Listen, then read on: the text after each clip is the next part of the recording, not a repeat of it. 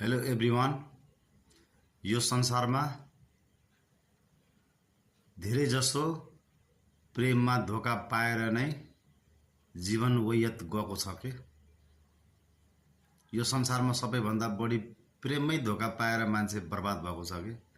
त्यही भएर म प्रत्येकले आवाज दिन चाहन्छु मेरो भिडियोमा पनि त्यो धोकाबाट कसरी पार हुने हो भनेर मैले चाहिँ प्रत्येकले आवाज दिएर धोकाबाट पार हुनुपर्छ। किनभने यो संसारमा जबसम्म धोका पाइन्छ नि तब नै बलियो भइन्छ के। किनभने नरकमा जति पापी हाल्दिनु त्यसको पेट कहिले पनि भर्दैन के। त्यसरी नै प्रेममा धोका दिने मान्छेलाई जतिसुकै माया गर्नु त्यो व्यक्तिले कहिले माया देख्दैन। त्यो छोरा मान्छे पनि हुन सक्छ, छोरी मान्छे पनि हुन सक्छ। त्यही भएर म प्रत्येकले भन्न चाहन्छु जिन्दगीमा जहिले पनि भगवान भरोसा बस्नुस्। भगवान भरोसा बस्यो भने जीवनमा जस्तो सुकै दुःख पीडा आए पनि सबै पार भइन्छ के।